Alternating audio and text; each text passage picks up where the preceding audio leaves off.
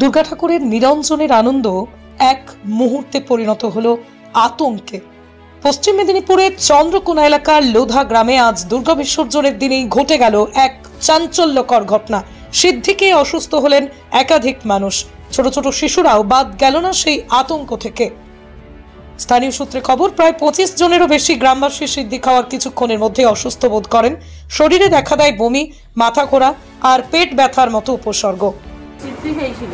কোথায় সিদ্ধি খেয়েছিল? আশ্রমে। কোন আশ্রম? দেবানন্দের আশ্রম। গড়বেতা?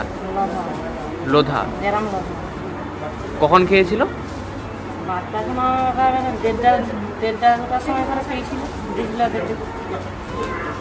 দিয়ে এবারে চান করিয়ে এবারে আশ্রম থেকে গেলে ভাত খেতে, এবার চেয়ারে বসেছে, দিয়ে উল্টা গেছে।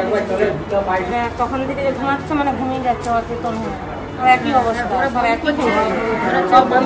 তড়িঘড়ি পরবর্তীতে তাদের নিয়ে যাওয়া হয় চন্দ্রকোনা গ্রামীণ হাসপাতালে, যেখানে প্রায় 10 জন এখনো ভর্তি রয়েছেন।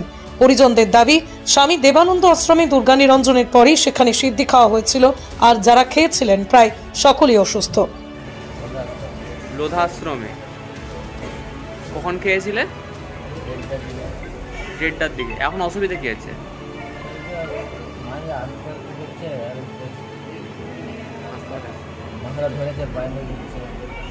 মানে একই অবস্থা সবারই?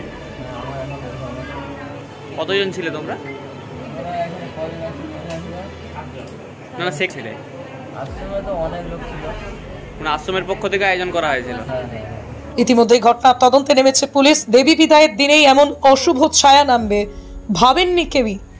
মেশানোর জন্য হয়তো সাধু বাবার দেওয়া কোনো সিদ্ধি মেশানো কিছু খেয়েছে বাচ্চা এবং বড়রা সবাই, তার জন্য এরকম হয়েছে। মূলত সিদ্ধির মধ্যে কিছু মেশানো থাকতে পারে। এটা বিষক্রিয়া টাইপের হয়েছে, সেখান থেকে মাথা ধরা, গা বমি ভাব, অতিরিক্ত দুর্বল, মাথা ঘোরানো, এগুলো হয়েছে।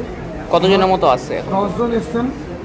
আমাদের সাময়িক চিকিৎসা কেন করা হয়েছে, অনেকেই সুস্থ এখনো, হয়তো 2-3 জনকে ছেড়ে দিতে পারি, বাকিদেরকে তো ভর্তি রাখা হবে।